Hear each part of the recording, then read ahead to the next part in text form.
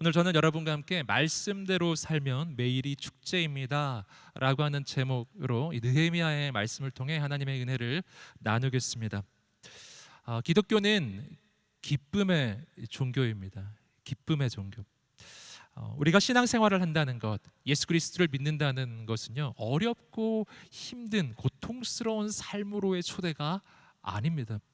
예수 그리스도를 믿는다는 것은요, 성경을 통해서 우리가 발견하는 것은 그것은 기쁨으로의 초대라는 거예요. 우리 함께 따라해 볼까요? 예수 믿는 것은 기쁨으로의 초대입니다. 아멘. 근데 이 주님 안에서 누리는 이 기쁨은요, 세상의 기쁨하고 다른 기쁨입니다. 세상의 기쁨은 조건과 상황과 현실에서 오는 기쁨이에요. 그래서 좋은 현실이 있어야 기뻐지는 것이죠. 근데 하나님 주시는 기쁨, 주님 주시는 기쁨은 전혀 다른 차원의 기쁨이에요. 그 기쁨은 조건과 상황과 환경을 뛰어넘는 기쁨이에요. 현실로부터 영향받는 기쁨이 아니라 현실을 뚫고 나가는 기쁨이에요. 어떠한 상황 가운데서도 이 기쁨을 빼앗을 자가 없는 바로 그런 기쁨입니다. 이 성경에서 우리는 그런 기쁨의 예를 많이 발견할 수 있습니다. 사도 바울의 가장 대표적인 예죠. 그는 옥중에서 빌립보서라고 하는 이 옥중 서신을 썼는데, 그 빌립보서 서신의 주제는 기쁨이죠. 기뻐하라. 내가 다시 말하노니 기뻐하라. 기쁨을 얼마나 강조하는지 몰라요. 사도 바울이 그 빌립보 감옥에 갇혔던 사건이 사도행전에 나오는데요. 그 감옥 한가운데서 한밤중에 그 모진 매질을 당했음에도 불구하고 사도 바울과 실라는 거기에서 하나님을 찬양해요. 그 누구도 빼앗을 수 없는 기쁨. 사도 바울과 실라가 부르는 찬양이 너무나 특이해서요. 저런 일이 없는데 신기하게 찬양을 하는 거예요. 모든 죄수들이 귀를 기울여 들었습니다. 너무 놀라워서요. 그들이 찬양할 때 옥문이 열리고 쇠사슬이 풀려버려요. 옥문이 열렸기 때문에 찬양했던 게 아니에요. 찬양하니까 옥문이 열리는 거예요. 여러분, 문제가 해결되기 때문에 하나님을 찬양하는 게 아니에요. 하나님을 찬양하면 하나님께서 우리의 문제 가운데 새 길을 열어주시는 줄 믿습니다. 여러분, 우리의 믿음, 우리의 신앙은 기쁨의 신앙입니다. 여러분, 성경에 보시면요, 하박국의 이 놀라운 고백이 있습니다. 저는 이 고백이 우리 고백이 되기를 소원해요. 하박국 3장 17절과 18절의 말씀입니다. 우리 함께 읽어보겠습니다. 시작. 무화과 나무가 싹이 트지 않고 포도나무에 열매가 없다고 해도, 올리브 나무에서 수확할 것이 없고 밭은 먹을 것을 생산하지 못해도, 우리 안에 양떼가 없고 외양간에 소가 없다 해도 나는 여호와를 기뻐할 것이고 나의 구원이 되시는 하나님을 즐거워할 것입니다. 아멘. 놀라운 고백이에요. 여러분, 하박국의 이 고백은요, 하나님의 사람이 어떤 사람인지를 말해 줍니다. 그 누구도 흔들 수 없는 사람이에요. 그 어떤 현실도, 그 어떤 상황도 이 사람을 흔들 수가 없어요. 우리의 양떼가 없고 무화과 나무에 소출이 없고 가진 것이 없어도 상황과 환경이 너무 안 좋은데요, 이 하박국은 기뻐한대요.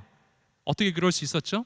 왜냐하면 세상이 내가 가진 모든 것을 다 빼앗아 간다고 해도요, 내 삶의 모든 현실이 다 흔들리고 있다고 해도요, 그 누구도 빼앗을 수 없는, 내 인생에 그 누구도 흔들 수 없는 조건 한 가지가 있어요. 바로 하나님이십니다.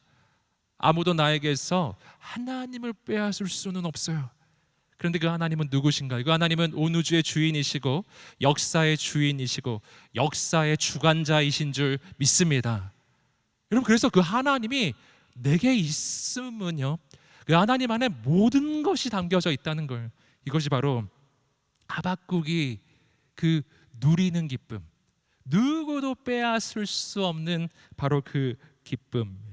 사랑하는 여러분, 격려하고 축복합니다. 시대가 힘들고 부딪히는 현실이 쉽지 않으시죠? 오늘도 어떤 마음으로 여기에 오셨나요? 분명 어렵고 힘든 마음으로 여기 오신 분이 분명 계실 거예요. 여러분, 격려하고 축복합니다. 사랑하는 여러분, 우리에게는 아직 하나님이 계십니다. 아무도 그것을 빼앗을 수 없는 줄 믿습니다. 여러분, 나에게 아무것도 없다고 생각하셨죠? 하지만 그렇지 않아요. 그 하나님이 우리의 인생 가운데 언제나 계시고요. 나는 부족하지만 부족하지 않으신 하나님, 나는 연약하지만 강하신 하나님이 오늘 나의 주인이심을 믿습니다. 여러분, 예배 가운데 그 하나님을 만나게 되기를 주님의 이름으로 축복합니다. 그래서요, 이곳에 올 때는 절망 가운데 왔을지라도 이곳을 떠날 때 하나님의 기쁨으로 충만하게 되기를 주님의 이름으로 축복합니다. 그래서요, 신앙생활이 기쁨이라고 하는 것입니다. 오늘 말씀에서 우리는 이스라엘 백성들이 그 하나님의 기쁨을 누리는 장면을 봅니다. 그 기쁨이 얼마나 큰지요. 남녀노소 그 민족 전체에 하나님의 막 기쁨이 임하고 있는 장면이 있어요. 그 기쁨이 어디서 왔는가? 그 기쁨은 방금 전에 우리가 성경 전체에서 함께 보았던 대로 사도 바울의 기쁨, 하박국 선지자의 기쁨, 바로 그 기쁨이에요. 현실에서 오는 기쁨이 아니라 하나님이 주시는 기쁨이에요. 여러분, 그래서 이 기쁨은요, 우리가 하나님을 만날 때 얻게 되는 것입니다. 느헤미야를 통해서 이스라엘 민족은 지금 민족 재건의 역사가 지금 이루어지고 있습니다. 우리는 계속해서 몇 주 동안 이스라엘 민족의 그 민족 재건의 역사가 어떻게 이루어지는지를 함께 보았어요. 먼저 1단계는 성벽 재건의 역사였습니다. 하지만 성벽 재건은 민족 재건의 시작에 불과한 것이었어요. 여러분, 건물의 재건이라는 것은 그것은 껍데기에 불과한 것이죠. 더 중요한 것은 그 건물 안에 누가 있냐고, 그 사람이 어떤 사람이냐가 중요하잖아요. 그래서 건물 재건으로 시작한 이 민족의 재건은 바로 영적인 회복, 영적인 재건으로 계속 이어져 가는 거예요. 오늘 말씀은 바로 그 영적 재건의 클라이막스를 지금 보여주고 있습니다. 이 영적 재건의 과정은 이런 과정이었죠. 지난주에 우리가 함께 나누었던 것처럼 성벽이 재건된 후에 약 3주 정도의 말씀의 집회가 있었어요. 매일매일 말씀이 선포되고 매일매일 말씀이 들려졌어요. 21일 동안 말씀이 증거되고 쌓여졌을 때 어느 순간 그 영적인 임계점에 도달했을 때 이 민족 가운데 회개가 터져 나왔죠. 지난주에 함께 그 말씀을 함께 보았는데 그 회개가 막 터져 나오기 시작하면서 오늘 말씀은요, 그 회개 이후에 이들이 했던 놀라운 결단의 장면이 나옵니다. 그래서 말씀 앞에서의 순종의 결단이었어요. 그리고 여기서 하나님의 기쁨이 임하는 그런 일이 일어납니다. 우리 함께 말씀 보겠습니다. 우리 느헤미야 10장 28절 29절 말씀 함께 읽어보겠습니다. 시작. 이 밖에 그 나머지 백성들 곧 제사장들, 레위 사람들, 성전 문지기들, 노래하는 사람들, 느디님 사람들, 또 하나님의 율법을 위해 다른 민족들과 스스로 구별한 모든 사람들과 그 아내들과 그 아들, 딸들, 지각과 통찰력이 있는 사람들 모두가 그 형제 귀족들과 마음을 같이해 하나님의 종 모세를 통해 주신 하나님의 율법을 따르고 우리 주 여호와의 모든 계명과 규례와 율례를 잘 지키기로 맹세했으며 그것을 어기면 저주를 달게 받겠다고 맹세했습니다. 자, 말씀에서 보시는 것처럼 이스라엘 민족은 지금 하나님 앞에서 결단을 하고 있는데 그 민족 전체가 결단하는 거예요. 지위 고하를 막론하고 남녀노소를 막론하고 다 함께 결단을 하고 있어요. 어떤 결단이죠? 하나님의 말씀을 지키겠다는 결단이에요. 여러분, 여기서 우리는 말씀 앞에서 우리가 어떤 태도를 취해야 우리 인생 가운데 거룩한 영적 변화가 일어나는지를 봅니다. 여러분, 말씀을 듣는 것으로 끝이 나면 안 된다라는 것입니다. 말씀을 듣는 것으로 끝이 나면 그 말씀은 내 안에 지식으로만 남게 되는 것이죠. 지식과 정보로는 인생이 바뀌지 않아요. 여러분, 그 말씀이 내게 들려졌어요. 내가 그 말씀을 읽었어요. 그 말씀이 내 안에 쌓여졌어요. 그 다음 단계는 뭐냐 하면 이 말씀대로 살기로 결정하는 것입니다. 여러분, 회개의 그 완성은 삶의 변화입니다. 회개란 그저 그 감정의 변화만 이야기하는 게 아니에요. 회개란 원어적으로 헬라어로는 메타노이아라고 하죠. 그것은 생각의 변화를 이야기해요. 생각이 바뀌고 관점이 바뀌고 가치관이 바뀌어 버리는 거예요. 인생의 기준이 바뀌는 것입니다. 여러분, 말씀대로 살기로 결단하는 것은요, 내 인생에 내가 따르는 법이 바뀌는 거예요. 나는 세상 법을 따라가던 인생인데 이제는 하나님 나라의 법의 통치를 받기로 결정하는 거예요. 내 안에 무엇을 해야 할지, 무엇을 하지 말아야 할지, 무엇이 옳고 무엇이 그른지, 어떤 것이 더 가치 있고 어떤 것이 더 가치가 없는지에 대해서 그 기준점이 바뀌는 사건이에요. 여러분, 세상의 기준, 인간의 기준, 세상이 말하는 기준이 아니라 하나님 나라의 기준이에요. 하나님 나라의 법이 오늘 우리의 영혼의 기준이 되시기를 주님의 이름으로 축복합니다. 이게 말씀 따라 산다는 거예요. 말씀 따라 살기 시작하는 거예요. 그 결단을 하면서 이어지는 구절을 보시면은요, 이스라엘 백성들이 구체적으로 말씀에 따라 살기로 결단을 하는데, 그 율법에 얼마나 율법 조문들이 많습니까? 굉장히 많잖아요. 그런데 그 중에서 특별히 세 가지의 포인트를 이스라엘 민족이 특별히 지정해서 이 세 가지를 꼭 지키겠다고 하나님 앞에 결단하는 내용이 이어져요. 그 세 가지, 이스라엘 민족의 영적 부흥을 이루었던 그 말씀을 따라 살겠다는 세 가지의 결단이에요. 오늘 우리가 함께 이 부분을 조금 더 깊이 묵상할 텐데요, 이 세 가지 결단이 우리 인생에도 일어나게 되기를 주님의 이름으로 축복합니다. 이어지는 구절 30절입니다. 우리 함께 30절 읽어보겠습니다. 시작. 그들은 또한 맹세하기를 우리 딸들 그 땅의 민족에게 시집 보내거나 우리 아들들을 그들의 딸과 결혼시키지 않겠다라고 했습니다. 첫 번째 결단입니다. 함께 따라해 보겠습니다. 거룩한 가정을 세우라. 아멘. 거룩한 가정을 세우라. 이것이 이들이 그 수많은 말씀들 가운데서도요, 가장 중요하게 여긴, 가장 첫 번째로 내가 이것만큼은 하나님의 말씀대로 살겠다고 결단하는 결단이에요. 거룩한 가정의 꿈과 소망이었어요.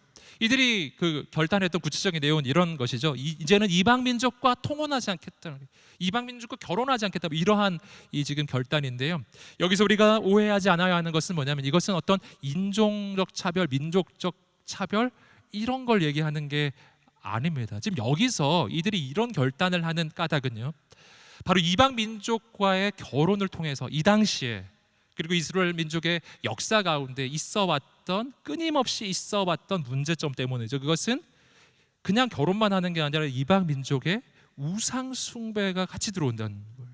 우상 숭배가 계속 들어오는 거예요. 솔로몬의 시절에 가장 하나님의 역사와 그 풍성함을 경험했던 그 시절에도 바로 이것 때문에 이 나라가 망하기 시작했던 것이거든요. 그러니까 이 부분을 우리가 잘 이해해야 합니다. 이 부분의 이 결단은요, 어떤 인종적, 민족적 어떤 결단이 아니고, 그게 아니라 이것은 거룩한 가정이에요.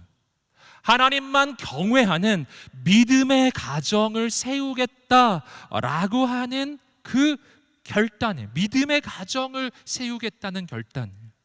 여러분, 그런데 우리가 오늘 말씀에서 잘 보시면 이것이 이스라엘 민족 재건, 이스라엘 민족의 영적 회복의 결단이라고 말씀드렸죠. 그 민족의 영적 회복은 어디서 시작하냐는 거예요. 이 나라의 영적 회복은 어디서 시작하냐는 것입니다. 그것을 오늘 말씀이 보여주고 있어요. 그 시작점은 가정이에요. 가정. 여러분, 이 시대는 가정의 의미가 얼마나 흔들리는 시대인지 몰라요. 결혼과 가정의 의미가 매우 희석되고 그 근간부터 흔들리는 시대, 그 의미부터 흔들리는 시대를 우리는 지금 살고 있고 보고 있습니다. 온갖 세속주의적인 결혼에 대한, 가정에 대한 가치관이 우리를 막 흔들고 있어요. 여러분, 오늘 하나님의 관점, 오늘 가정을 향한 하나님의 꿈을 꾸게 되기를 주님의 이름으로 축복합니다.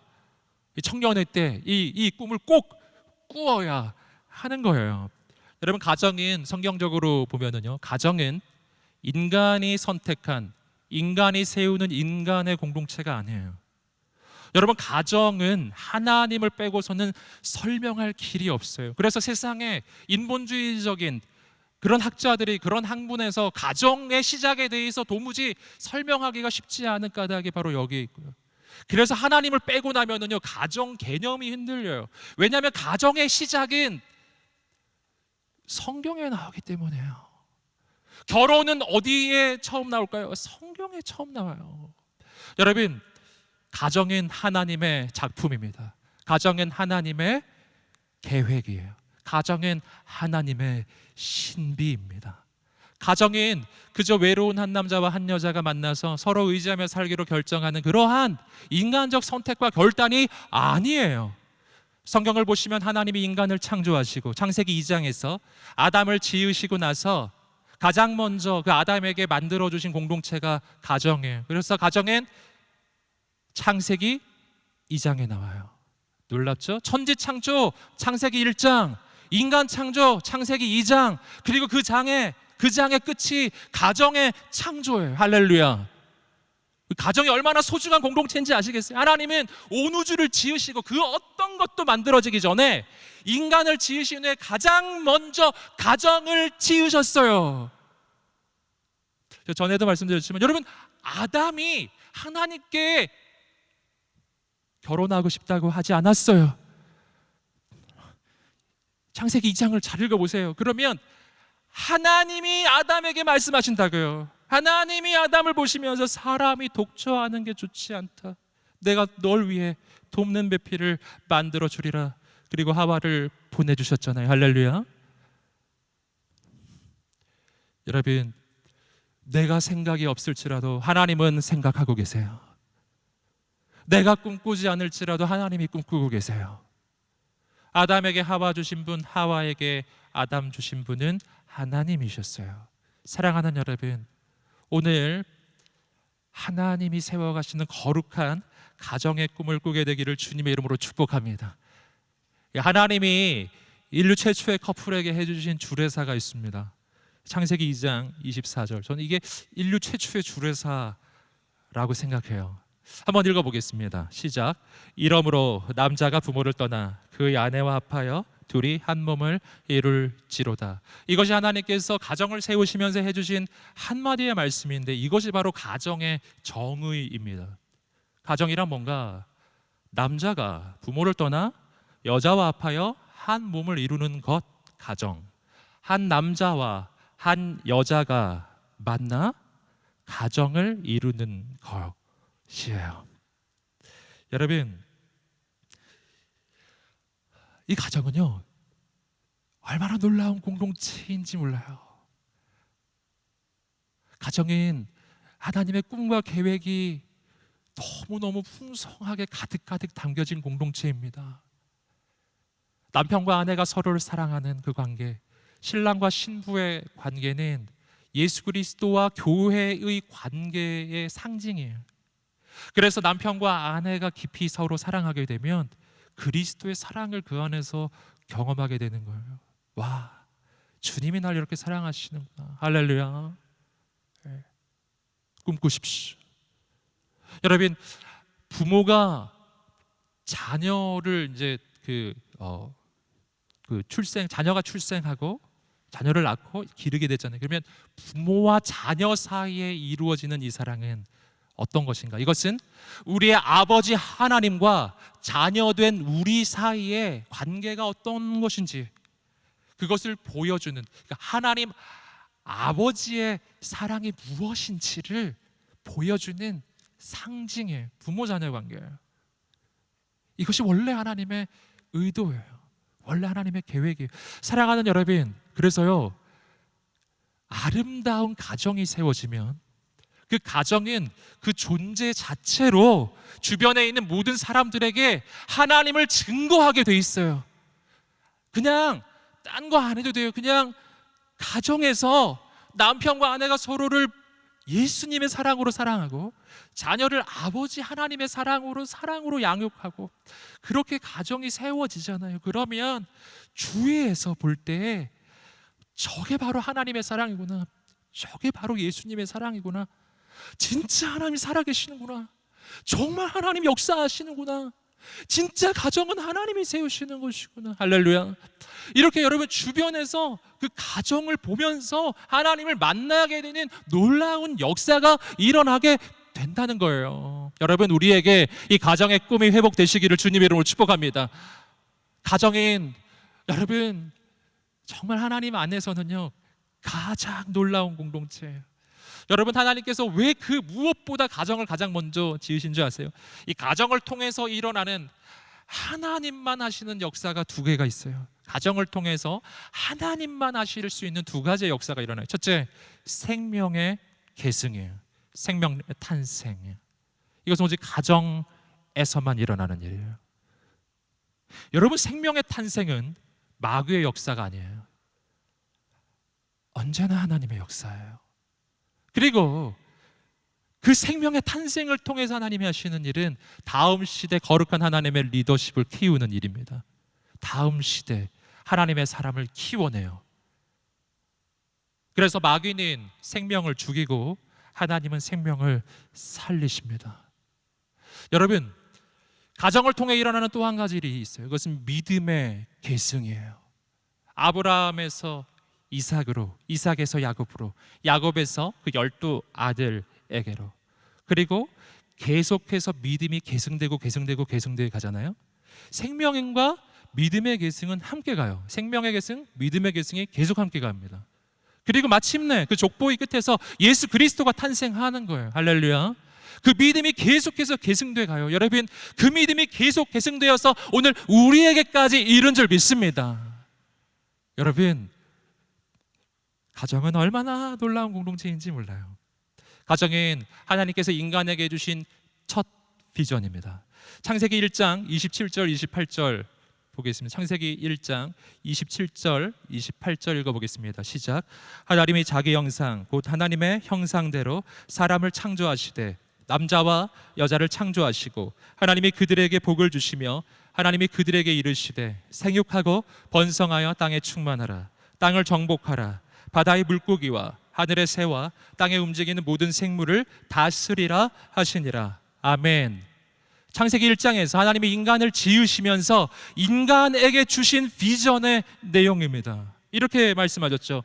하나님이 자기 형상 곧 하나님의 형상대로 사람을 창조하시되 남자와 여자를 창조하시고 하나님이 그들에게 복을 주시며 그들에게 이르시되, 하나님이 처음으로 인간에게 해주신 말씀은 이거예요. 생육하고 번성하고 땅에 충만하라. 땅을 정복하라. 생육, 번성, 충만, 정복. 생육, 번성, 충만, 정복. 이것이 바로 하나님이 인간을 지으신 후에 그 인간에게 주신 하나님의 계획의 선포였어요. 이것은 하나님의 약속이면서 명령이기도 한 것입니다. 이 가운데 생육, 번성, 생육이 뭐죠? 낳고 기르는 것이잖아요. 여러분, 바로 가정에서 일어나는 일이에요. 생육과 번성은 가정의 비전이에요. 충만과 정복은 내 일의 일터에서의 비전이에요. 충만과 그리고 정복은 내 일터에서의 비전이에요. 자, 하나님께서 인간을 지으시고 인간에게 두 가지 비전을 주셨어요. 바로 가정의 비전과 일터의 비전 두 개를 주신 거예요. 그런데 이 두 가지 비전 가운데 어느 쪽이 먼저 나왔죠? 가정이 먼저 나왔어요. 생육 번성이 먼저라니까요. 여러분, 가정은 나의 비전을 이루기 위한 베이스 캠프가 아니에요. 가정은 그 자체가 비전이에요.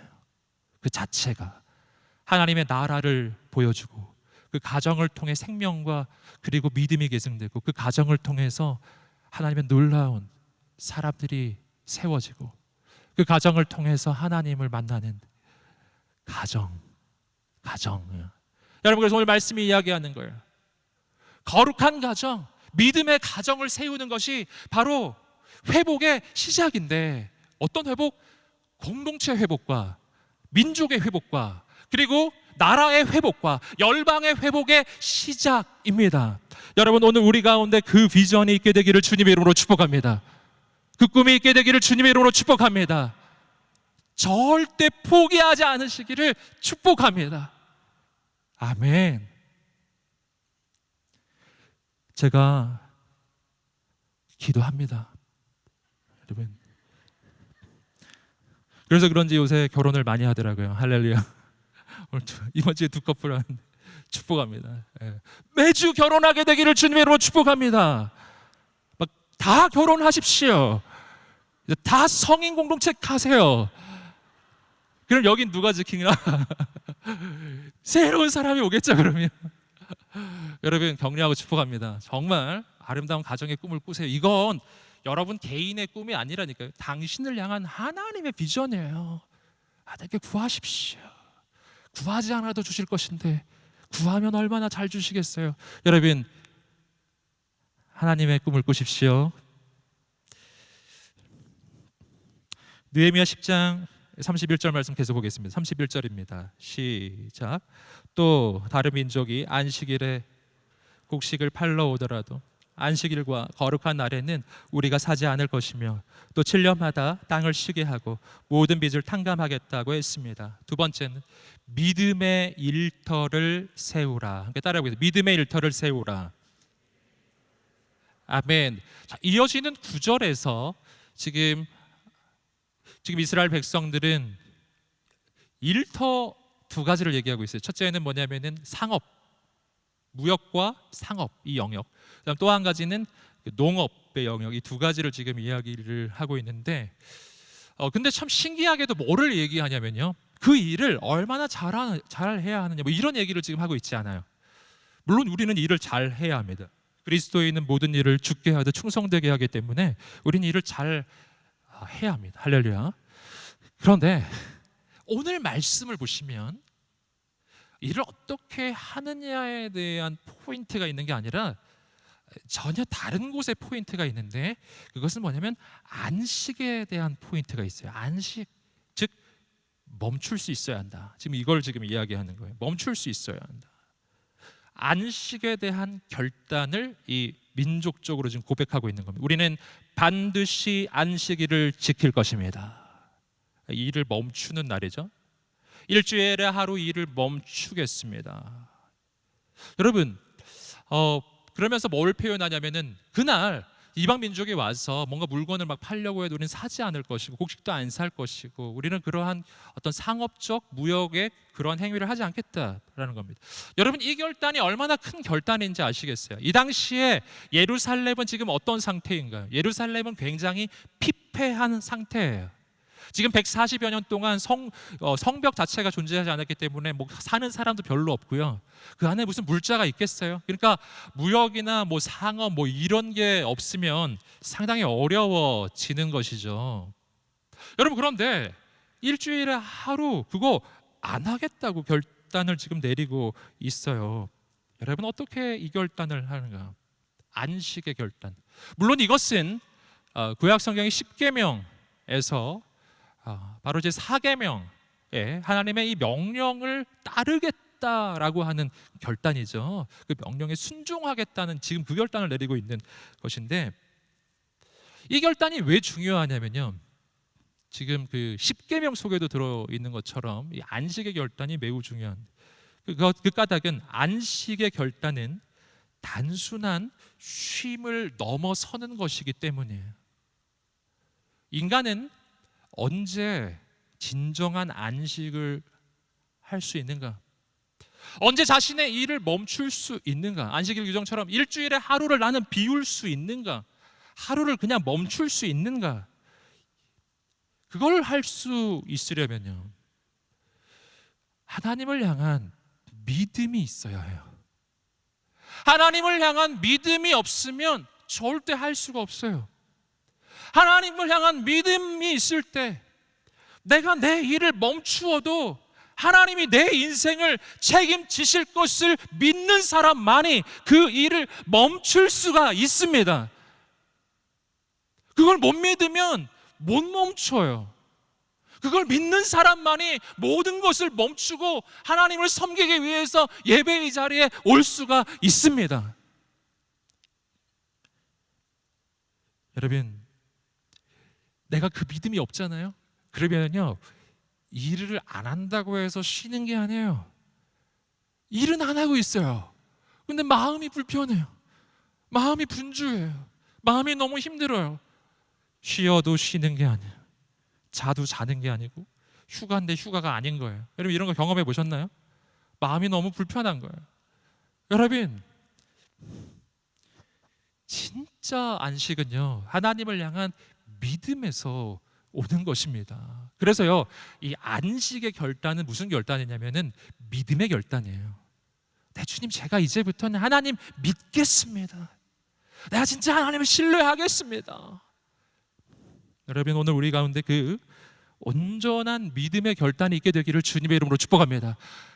진정으로 하나님을 신뢰하는 그 신뢰함이 우리 영혼과 인생 가운데 회복되어야 합니다. 그래서요, 이 하나님을 경외함의 표현이에요. 이 안식일을 지킨다라는 것이요, 하나님을 경외하는 표현이에요. 모든 것을 멈추는 것이 하나님을 경외한다는 표현이에요. 그리고 여기서 이제 한 발짝 더 나아가는데요, 한 발짝 더 나아가면, 자, 내가 하루를 쉬어도 하나님이 내 인생을 책임지실 것을 믿는다는 것은 바로 예수님께서 산상수훈에서 말씀해 주셨던 것처럼 너희가 무엇을 먹을까, 무엇을 마실까, 무엇을 입을까 염려하지 말아라. 하늘에 계신 너희 아버지께서는 너희가 그런 게 다 필요한지 알고 계시다. 다 알고 계시다. 하나님이 너희를 먹이실 것이다. 너희를 입히실 것이다. 이걸 믿어야 한다. 여러분, 믿음으로 사는 인생이거든요. 믿음으로 사는 인생. 그때부터요, 뭐가 달라지냐면 내 일의 의미가 달라져요. 내가 생존을 위해서 일을 하지 않고, 내가 하나님 신뢰하지 않으면요, 나는 생존을 위해서 일할 수밖에 없어요. 하지만 내가 하나님을 신뢰하기 시작하잖아요.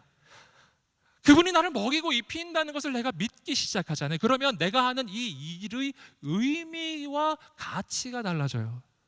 먹고 살기 위해 하는 일이 아니게 되는 거예요. 하나님이 날 먹이실 건데요, 하나님이 날 입히실 것인데, 하나님이 내 인생을 책임지시고 계신데 내가 왜 생존을 위해 일을 하나요? 그럼 생존을 위해 일을 하는 게 아닌 것이잖아요. 그럼 뭘 위해 일을 하는 것이죠? 여러분, 그때부터 우리가 하는 그 모든 일들은 바로 하나님께서 나를 통해 세상을 축복하는 축복의 손길로 바뀌는 거예요. 그 순간부터 바뀌기 시작해요. 내게 하나님을 향한 믿음이 없으면 절대 바뀌지 않아요. 하나님을 향한 온전한 믿음이 있으면 내 일의 의미가 다 달라지기 시작해요. 회사를 다녀도, 사업을 해도, 어떤 교육을 하고 있어도, 어떤 서비스업을 한다고 해도, 어떤 몸으로 육체로 하는 어떤 일을 하고 있다고 해도, 무엇을 해도 그 모든 일들 하나하나가 바로 하나님께서 나를 통해서 이 땅에 하나님의 축복을 베풀어주는, 이 땅의 영혼들을 살리는 바로 하나님의 손길로 주님이 나를 사용하시는 하나님의 방법이 되기 시작해요. 그 순간부터 내가 하는 모든 일이 거룩해지기 시작하는 거예요. 교회 안에서 하는 일만 거룩한 게 아니라 내가 주님의 손길이 되어서 이 땅 가운데서 하는 그 모든 일이 다 거룩해지기 시작하고, 바로 내가 하나님의 손길이 되어서 세상을 살리고 영혼을 살리고, 오늘 내가 만나는 그 고객에게 내가 하나님의 축복의 통로가 되고요, 내가 섬기는 이 학생에게, 작은 아이에게 내가 바로 하나님의 사랑의 통로가 되고, 나를 통해 한 영혼이 살아나는 거예요. 내가 농사를 짓는다면 내가 농사를 짓는 이 농사를 통해서 이 땅의 영혼들이 먹는 거 아니에요. 하나님이 세상을 먹이시는 내가 통로가 되기 시작하고, 내가 의료회사를 다니고 있다면 나는 하나님이 세상을 입히시는 손길인 거예요. 사람들을 입히는 손길이. 여러분, 사랑하는 여러분, 오늘 바로 그러한 내가 하는 모든 일의 의미가 달라지기 시작할 때요, 비로소 나는 하나님을 향한 신뢰함과 하나님과 동행함으로 직장 생활을 하고, 사업을 하고, 학교 생활도 하고, 그 섬기는 모든 일들을 하게 되더라는 거예요. 바로 그 믿음이 있을 때 내가 비록 취준생일지라도 그것이 힘들고 어려운 기간이 아니라 바로 하나님께 쓰임 받는 준비 기간이 되고, 여러분, 사랑하는 여러분, 오늘 우리 가운데 그 영적인 내 일을 향한 하나님의 영적인 결단이 있게 되기를 주님의 이름으로 축복합니다. 그때 진짜 쉼이 시작돼요. 이 휴가가 되고 쉬는 날이 되는 거예요. 그리고 이곳에 예배하러 올 수도 있게 되는 거예요. 여러분, 이 결단을 지금 이스라엘 민족이 하고 있는 결단입니다. 그리고 농업의 분야에서 7년이 지나면 안식년이라는 게 있어요. 이것도 율법에 제정되어 있는 것인데 7년의 한 해는 땅을 쉬게 해요. 이게 뭐를 의미하죠? 그 한 해는 그냥 농업을 멈춰버리는 거예요. 안식년. 이거 믿음이 없으면 못하는 일인데요. 여러분, 바로 그 하나님을 향한 믿음 속에서 할 수 있는 그 모든 일들입니다. 그렇게 살기 시작할 때 우리 삶은 오직 믿음으로 살고 오직 은혜로 사는 그러한 인생으로 바뀌기 시작할 것입니다. 그때 바로 나를 통해 이 땅의 회복이 시작되는 것입니다. 세 번째 느헤미야 10장 32절 33절 말씀입니다. 32절 33절 읽겠습니다. 시작. 우리는 또 우리 하나님의 집을 섬기기 위해 해마다 의무적으로 3분의 1 세겔을 바칠 것을 의뢰하여서 진설병과 정기적으로 드리는 곡식 제사와 번제, 안식일과 초하루와 정해진 명절에 드리는 제물과 거룩한 물건들과 이스라엘을 위한 속죄 제와 우리 하나님의 집의 모든 일을 하는데 쓰기로 했습니다. 세 번째는 온전한 예배를 세우라. 함께 따라하고 있어요. 온전한 예배를 세우라. 아멘. 자, 이어지는 구절은요, 이스라엘 민족이 온전한 예배를 세우겠다고 결단하는 장면이에요. 이들이 바로 이 성전에서 이루어지는 그 모든 일들을 위해서 이 세를 거두는데 3분의 1 세겔을 지금 거두겠다고 하는 그 결단을 하고 있어요. 이것을 통해서 이 성전이 잘 보수되고 수리되고 그리고 잘 유지가 되는 거예요. 이 건물의 유지, 건물의 보수, 이런 것들을 위해서 쓰여지게 되는데, 근데 이 말씀은 이 뒷부분에 아까 읽으셨던 느헤미야 12장으로 내용이 이어져요. 느헤미야 12장을 보시면은 44절 이하에서 이 이스라엘 민족이 예배 회복을 위한 또 한 가지의 중요한 결단을 합니다. 그것은 뭐냐면 11조의 결단을 하는데요. 11조는 본래 구약적인 의미에서 이 11조는 무엇에 쓰여지는 것이냐면은 바로 예배를 섬기는 사람들이에요. 제사장과 바로 레위인들이에요. 제사장과 레위 지파 사람들, 그들의 생계를 위해서 이 나머지 지파 사람들의 이 11조가 쓰여지게 돼요. 왜 그렇게 하냐 하면은, 그래서 이제 제사장과 레위 지파 사람들에게는 땅의 기업이 주어지지 않거든요. 그들에게는 기업이 없어요. 그냥 하나님만 의지해야 돼요. 그래서 11조를 통해서 예배 섬기는 사람들을 이제 그 생계를 책임지게 되는데, 이를 통해서 그들이 오직 하나님을 예배하는 일에만 전념하게 하기 위해서요. 다른 거 하지 말고 성전에서 예배하는 이 일을 올인할 수 있도록, 그렇게 이 민족적인 이 배려가 있어요. 이것이 율법에서 규정된 것이기도 합니다. 근데 여기서 우리가 한 가지 좀 알게 되는 게 뭐냐면, 이들이 이렇게 결단하는 데서 보는 것처럼 이것이 늘 해왔던 일이 아닌 거예요. 적어도 지난 140여 년 이상이에요. 지금 나라를 잃어버린 지 140여 년 동안 그런 일은 일어나지 않았던 거예요. 그 중간에 분명히 스룹바벨을 통해서 성전 재건이 있었습니다. 하지만 성전만 재건되면 뭐 하겠어요? 그 성전에서 예배를 섬길 사람이 준비돼야 예배가 회복될 것이 아니겠습니까? 그런데 지금 이 말씀처럼 이렇게 제사장과 레위 사람들은 준비되지 않았던 거예요. 그러므로 건물은 있는데 예배는 드려지지 않는 거예요. 건물은 있었어요. 하지만 성벽이 없었기 때문에 예루살렘이라고 하는 곳은 너무나 위험하고, 그래서 사람이 살기도 힘들고 그냥 덜렁 예배당 건물만 있는 상태가 지난 140년 정도 계속된 거예요. 바로 그 상황 속에서 지금 이스라엘 민족이 온전한 예배 회복을 지금 결단하는 것입니다. 그것을 위해서 이루어지는 이 과정이 있어요. 그러므로 느헤미야가 지금 성벽을 세웠잖아. 이것도 역시 궁극적 목표점을 보자면 예배 회복에 있어요. 성벽이 없었기 때문에 성전이라는 건물이 무용지물이었던 거거든요. 이제는 성벽이 생겼기 때문에 그 안에 있는 성전에서 마음 놓고 예배를 드릴 수 있게 된 거예요. 성벽은 예배 회복에서 바로 그 결론, 그 결과가 클라이막스에 도달하는 것입니다. 그리고 성벽이 재건되고 한 단계 더 예배를 섬길 사람들이 준비되는 거예요. 제사장과 레위 사람들을 준비시키는 거. 이것을 위해서 백성들이 헌신하기 시작하는 거예요. 예배를 위해서 쏟아붓기 시작하는 거예요. 여러분, 거기서 회복이 일어납니다. 여러분, 왜 예배 회복이 중요한가? 그 까닭은 앞서서 말씀드렸던 이 말씀 준수의 결단 있잖아요. 이게 인간의 힘으로는 되지 않기 때문에. 여러분, 기독교 신앙은 도덕 철학이 아니에요.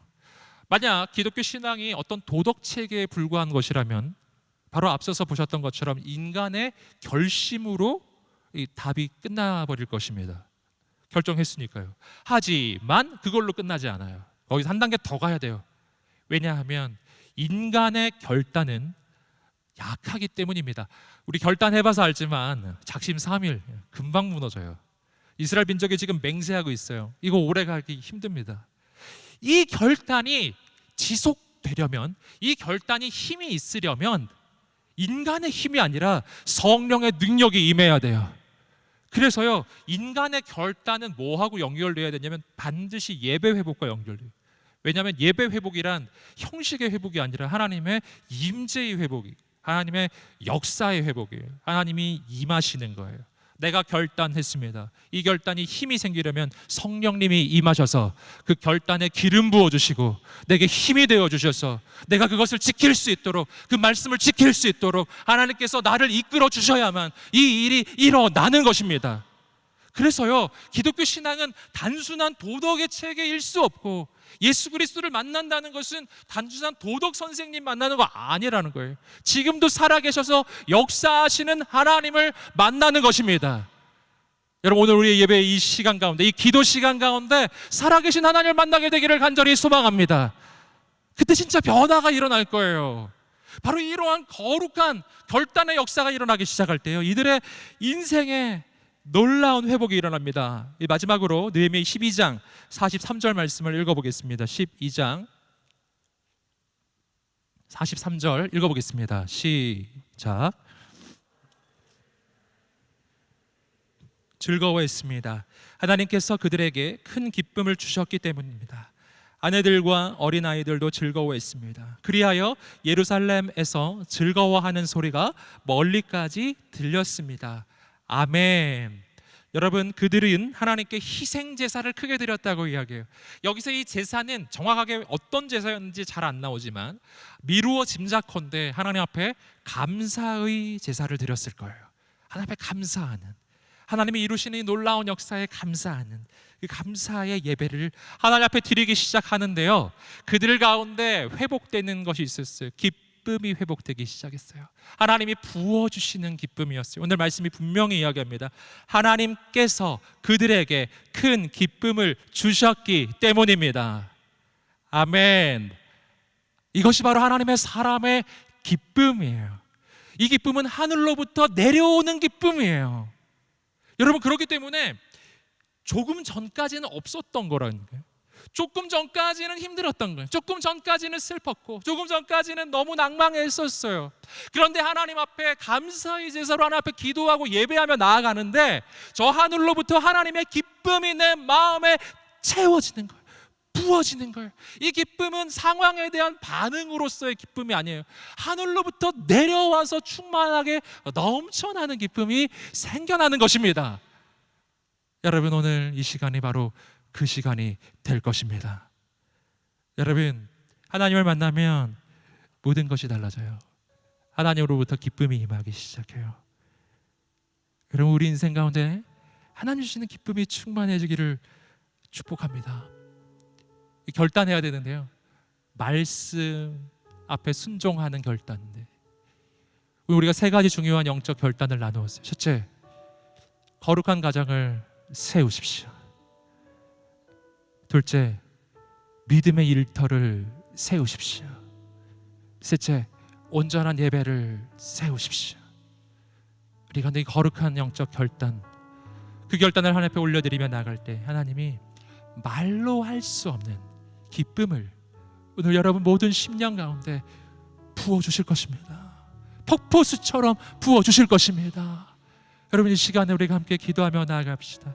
첫 번째, 오늘 3번 기도할 것인데요, 첫 번째, 거룩한 가정의 꿈, 믿음의 가정의 비전을 하나님 앞에 아뢰며 나아갑시다. 하나님 세워주실 것입니다. 우리가 하나님 앞에 구합시다.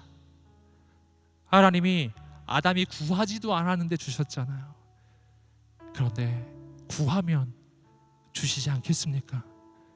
우리가 이 시간에 기도하면서 나아갈 때 오늘 거룩한 가정의 꿈, 거룩한 가정의 비전이 내 마음 안에 있는 사람 자리에서 일어나 보십시오. 그리고 그 거룩한 가정의 꿈, 거룩한 가정의 비전을 오늘 내가 품기 원해요. 그렇게 고백하는 사람들이 일어나 보십시오. 그리고 하나님 앞에 기도하며 나아갑시다.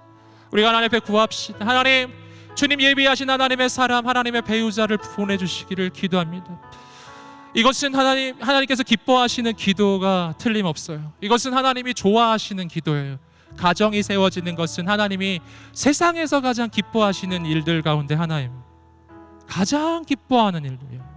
여러분, 이 시간에 하나님 앞에 두 손을 높이 들고 전심으로 하나님 앞에 기도하며 나아갈 때 하나님께 우리 가정의 꿈, 가정의 소망을 올려드립시다. 우리 함께 주여 한번 외치시며 하나님 예비하신 거룩한 가정, 믿음의 가정, 하나님의 가정이 반드시 온전하게 아름답게 세워지게 하여 달라고 오늘 간절히 주여 한번 외치시며 기도하겠습니다. 주여, 거룩하신 하나님 아버지 역사하여 주옵소서. 하나님, 놀라운 주의 사랑 내 맘에 가득 넘치네. 그 사랑 아버지 마소서, 아버지 역사하여 주옵소서. 하나님, 주님 행하소서, 주님 역사하소서. 하나님께서 기뻐하시는 귀한 가정, 아버지 다음 시대를 변화시킬 하나님의 가정, 예비하신 하나님의 공동체, 준비하신 하나님의 가정이 온전하고 거룩하고 아름답게 세워지게 하여 주옵소서.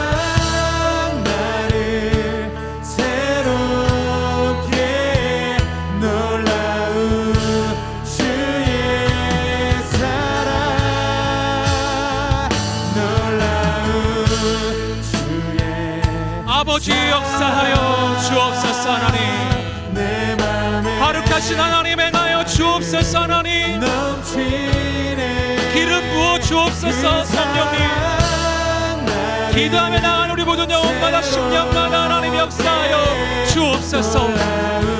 신실하신 하나님 행하소서. 거룩하신 하나님 역사하여 주옵소서. 하나님, 기도하며 나아가는 우리 모든 영혼의 간구에 주님 응답하여 주옵소서. 하나님, 내 맘에 가득 넘치 아버지, 아버지 부어 주옵소서. 하나님, 놀라운 주의 사랑, 놀라운 주의 아버지 하나님 행하소서. 주여, 하나님 기도하며 나아가는 우리 귀한 하나님의 백성들, 하나님의 사람들에게 하나님 믿음과 소망과 용기를 부어 주옵소서. 그 사랑 나를 새로 주여, 하나님 부으소서. 주님 역사하여 주옵소서. 하나님, 주여 하나님의 소망을 주옵소서. 하나님, 주여 하나님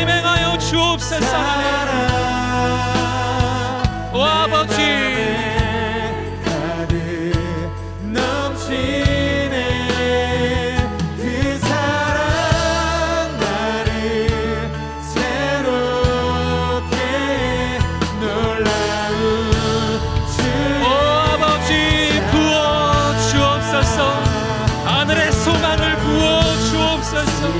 하나님 행하여 주옵소서. 하나님 역사하여 주옵소서. 하나님 예 하나님 그 사랑 나를 새롭게 놀라운 주의 사랑. 사랑하는 주님, 하나님만 경외하는 믿음의 가정, 아버지 하나님의 놀라운 역사를 이루어가는 거룩한 가정의 꿈, 하나님 그 꿈이 우리의 마음 가운데 회복되게 하여 주시옵소서. 온전히 회복되게 하여 주시옵소서. 오 하나님 아버지, 포기하지 않게 하시고 전심으로 하나님만 바라보며 나아갈 때 하나님께서 이루어 가시는 하나님의 놀라운 생명과 구원의 역사를 친히 이루어 주시옵소서. 친히 역사하여 주시옵소서. 이 땅에 예수 그리스도의 사랑을 보여주는 가정, 이 땅에 하나님의 사랑을 보여주는 가정, 믿음이 계승되고 생명이 계승되고 다음 시대 거룩한 하나님의 역사를 이루어가는 데 쓰임받는 귀한 가정, 하나님의 놀라운 역사가 이루어지는 가정, 하나님의 비전이 이루어지는 가정, 세상을 살리는 가정, 영혼을 살리는 가정, 많은 영혼들을 먹이는 가정, 살리는 가정, 하나님의 비전이 이루어지는, 하나님의 꿈과 소망이 이루어지는 가정. 아멘. 하나님께서 세우소서. 오늘 기도하며 나누리 모든 영혼들 가운데 하나님께서 예비하신 배우자를 허락하여 주옵시고 아름다운 가정이 세워지게 하여 주옵소서. 아멘. 세상을 변화시키는 거룩한 가정이 세워지게 하여 주옵소서. 시대를 변화시키는 거룩한 가정이 세워지게 하여 주옵소서.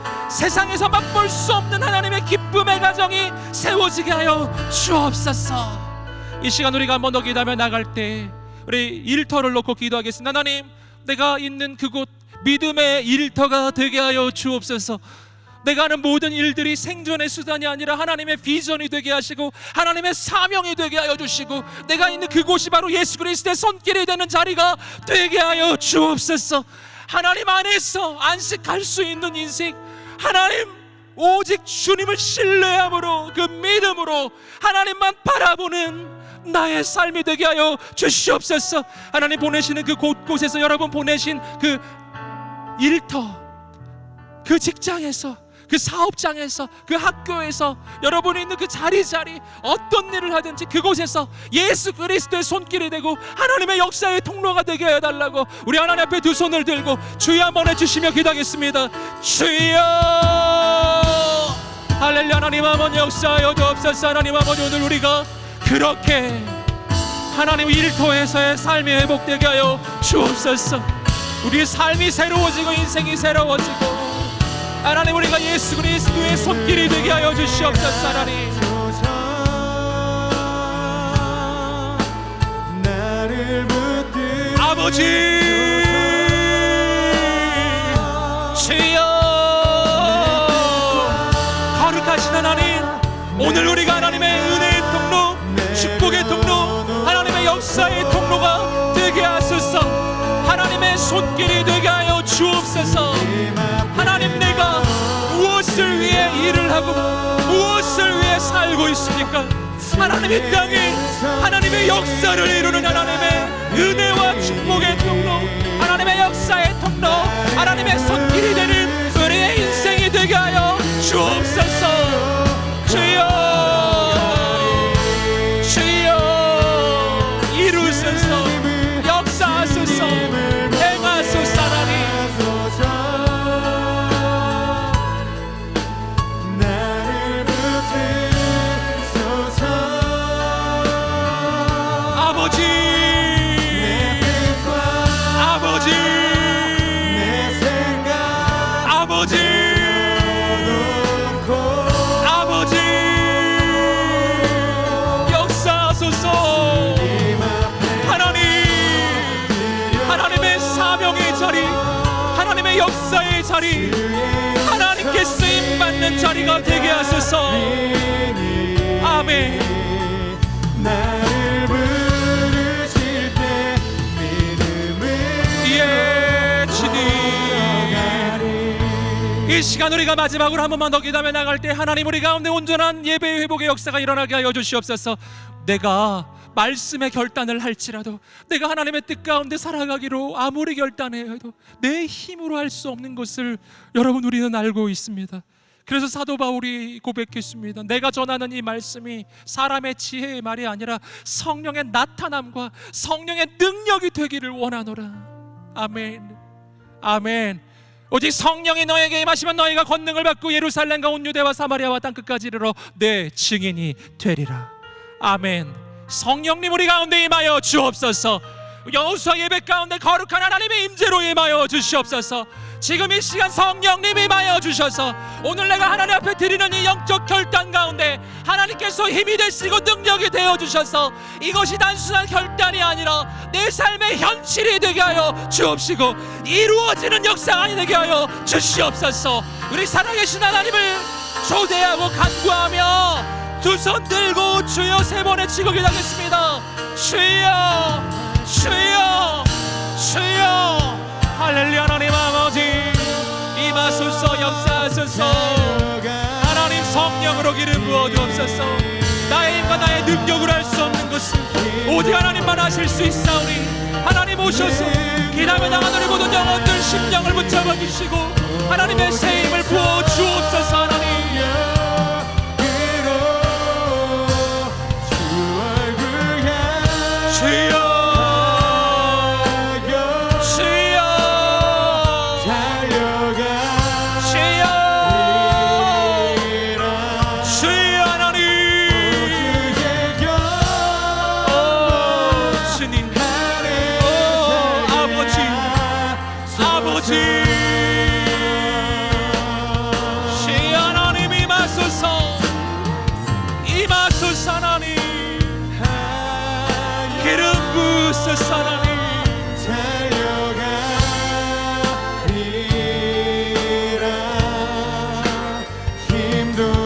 성령으로 기름 부으소서.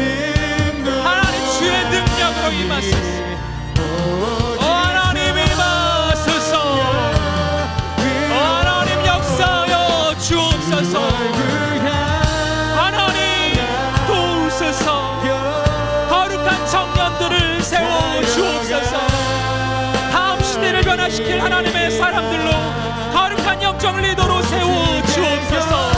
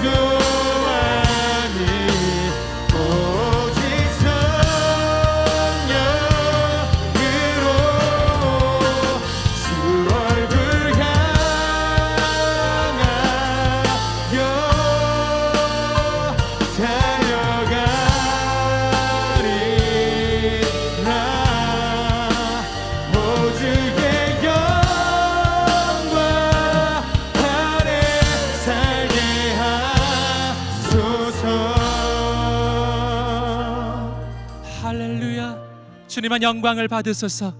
오늘 우리가 기도하며 나아갑니다. 우리의 기도 가운데 응답하여 주옵소서. 거룩한 가정이 세워질지어다.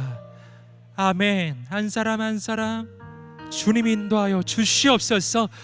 믿음의 일터가 세워질지어다. 온전한 예배가 회복될지어다. 거룩한 성령으로 충만할지어다. 하나님의 사람들이 일어날지어다. 다음 시대를 변화시킬 거룩한 청년 리더들이 세워질지어다. 용기를 낼지어다. 소망을 품을지어다. 예수 그리스도를 명하니 모두 두려움이 떠나갈지어다. 강하고 담대한 하나님의 사람들을 세워 주옵소서. 오늘 기도하며 나가는 모든 영혼들을 세워 주옵소서. 이 시대를 변화시키는 여호수아의 군대로 세워 주옵소서. 하나님께서 이루실 모든 놀라운 역사를 기대하고 소망하며 예수님의 이름으로 기도드립니다. 아멘. 우리 하나님께 감사와 찬양의 박수를 올려드리겠습니다.